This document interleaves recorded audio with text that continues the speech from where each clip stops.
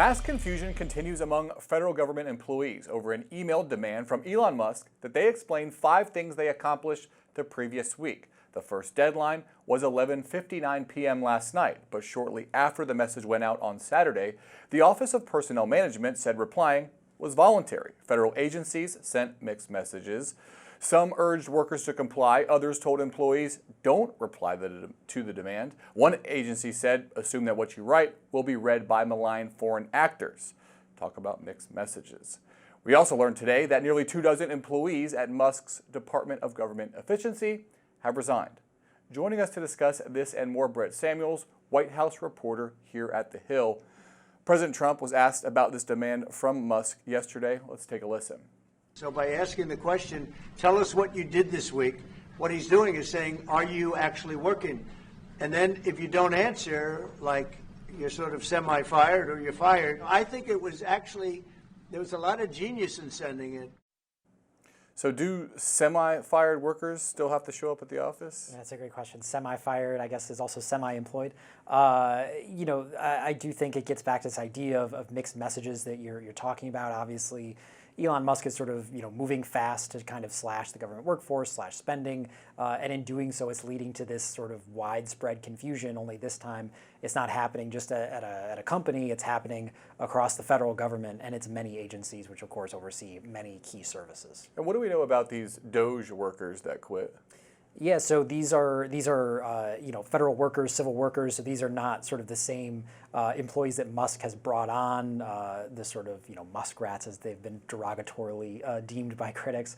But essentially, they've resigned. They've said that this is essentially pushing back on what they saw as essentially a push among DOGE to sort of weaken technology within the government, technological services within the government. So a first sort of real glimpse we've seen of resistance from federal employees working directly with DOGE to kind of push back on some of what they're going for. Trump's executive orders mixed with DOGE's hardline approach might be striking a chord with some voters. There's this new poll from Stagwell Global. It says 69% support the goal of cutting $1 trillion from government expenditures. It's interesting because Trump's approval rating is only 50%. So it seems that cutting the government, at least in theory, is more popular than the people that are doing it. Yeah, it's interesting. It's sort of this balancing act, I think, that Trump is going to have to strike where, his popularity, as you mentioned, is sort of hovering around 50%. Elon Musk's popularity has sort of taken a bit of a dip in the last couple of weeks as he's been very present. But as you mentioned, some of what they're doing is popular. Of course, the question, I think, long term is people always say they want change, they want to shake things up, they want to cut the deficit. But then if there are practical effects on government services, I think the question will be whether that approval rating holds. Yeah, I wonder if those numbers might change when the full effects of these cuts come into existence. Democrats have been harping on this notion that at least 6,000 members of the military have lost their jobs as a result of these cuts. It seems to me that public opinion is going to really depend on whether the government continues to function amid all these cuts. Absolutely. I think the moment you see government services start to lag or lapse, whether it's delayed student loan payments, delayed Social Security payments, delayed benefits that folks rely on, whether it's food stamp programs or Medicare, Medicaid, those kinds of things. The second that those things start to take a hit, I think that's when you'll see people start to stop and say, wait a second, this is not what I wanted, Yeah, I want to ask you about the war in Ukraine. The Trump administration has undertaken this drastic recasting of the war, labeling Zelensky a dictator, saying he was the one that started the war. Asked if Putin was a dictator, President Trump refused to say so during a press conference yesterday. French President Emmanuel Macron was at the White House yesterday. Today, he said a truce could come within a few weeks. But also today, Russia said it would not accept European peacekeepers, something that Trump suggested at the White House yesterday. That seems to me to be the crux of the problem here. If Putin is allowed to keep land he took during this war, what's to stop him from doing it again in 2 years, 4 years, 10 years? Absolutely. I think that's as you mentioned, sort of the heart of the issue here is that Europe in particular is looking for assurances that, if there is some kind of ceasefire, if there is some kind of peace agreement, that there is some kind of mechanism in place to prevent Russia from just doing this again in 10 years. Obviously, in 2014, they annexed Crimea from Ukraine. So this is not the first time we've seen Russia, be aggressive toward a neighbor. So Whether Trump is fully on board with that, he seems supportive of Europe taking a greater role, but certainly that seems to be a big sticking point, is how do they prevent a future Russian invasion? And what's the latest on this mineral deal between the U.S. and Ukraine? Trump said Zelensky could come to the White House as soon as next week to sign the deal. What exactly is on the table from the Ukrainians, and what would they get in return from the U.S.? Yeah, Treasury Secretary Scott Bessent said this deal is at the 1 yard line, so a lot of indications that this agreement's getting close. Essentially, Ukraine has this large supply of critical minerals, which are used for various products, in various products, so they're very important economically. The idea is that the U.S. would have some kind of stake in this mineral supply in Ukraine, and that by having a stake in sharing that mineral supply, the U.S. would have a greater interest in protecting Ukraine because they have some kind of economic interest. So that's sort of the argument for it. Some critics have likened it to extortion, or suggesting that the U.S. is forcing Ukraine to sign this for some kind of security guarantee. But that is sort of where the deal stands, and it's what the Trump administration has sort of touted as far as their relationship with Ukraine. Yeah, it seems like the security guarantee is going to be crucial to any deal like that being moving forward. Defense Secretary Pete Hegseth is standing by the decision to fire 3 military lawyers and the country's top military officer. The lawyers are known as JAG officers. Hegseth says they are roadblocks to orders of the Commander-in-Chief, President Trump. It leaves many asking, roadblocks to what?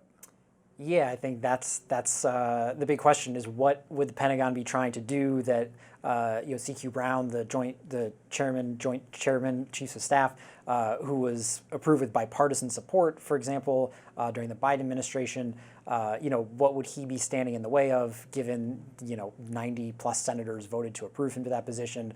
I think this is just an example again of Trump and his team wanting loyalists in place, wanting people who will implement whatever his agenda is, but certainly does raise some questions about what the Pentagon could be doing down the road. And the Trump administration has tapped podcaster Dan Bongino as the new FBI deputy director. Bongino on the FBI has said that the agency is corrupt. He has suggested that the agents that were involved in the Mar-a-Lago classified document search that they would be fired. How much power will he wield, and are we hearing any concerns from inside the FBI about Bongino and the director, Kash Patel? They are partisans, and they're going to hold 2 of the highest spots at the agency. Yeah, certainly. I mean, as far as how much power he'll have, as the deputy director of the FBI, Dan Bongino would essentially oversee sort of the day-to-day workings of the bureau. So certainly he has a lot of authority there once he would take this position.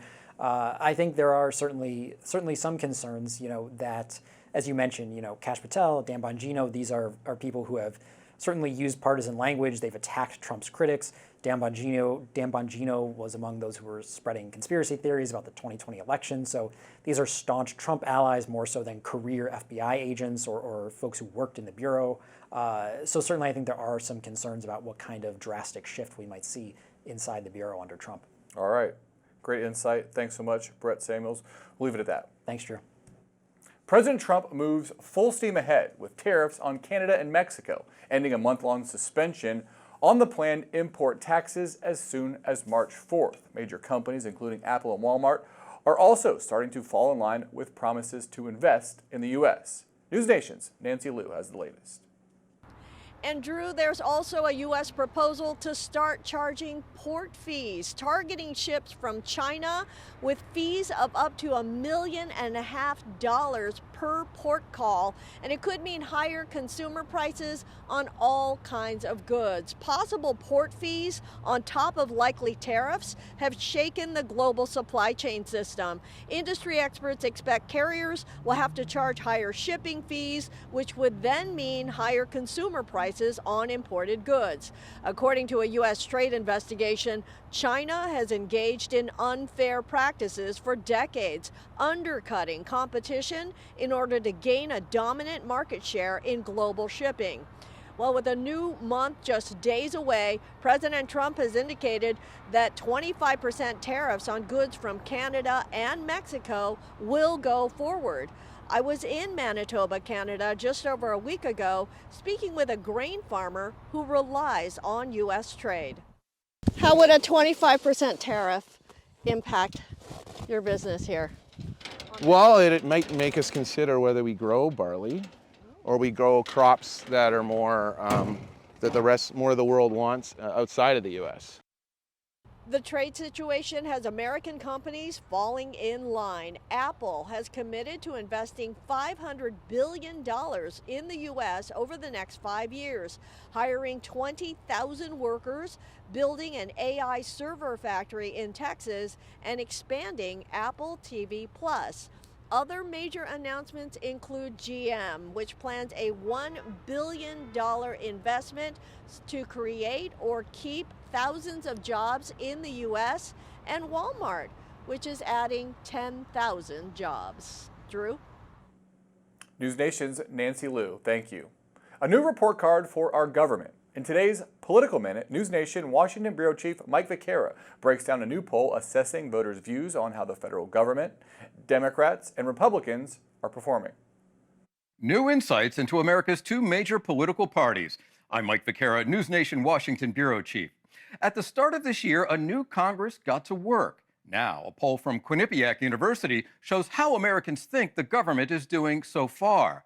When it comes to the federal government as a whole, 38% think that the system of checks and balances is working either very well or somewhat well, while 54% think it's working not so well or not well at all. And what about Congress? 40% of registered voters approve of Republicans' job performance. That is an all-time high for the party. Still, 52% disapprove of how Republicans are doing. And on the flip side, Congressional Democrats' approval rating dropped to an all-time low of 21%. 68% disapprove of their performance. I'm Mike Vaquera, and this is the News Nation Political Minute. And you can find more news and analysis from Mike and his colleagues 24/7 on News Nation. To find News Nation on your screen, go to joinnn.com. That's today's Daily Debrief. I'm Drew Petrimo. Be sure to like, share, and subscribe to the Hills YouTube channel. And come back here soon for the intersection between politics and policy.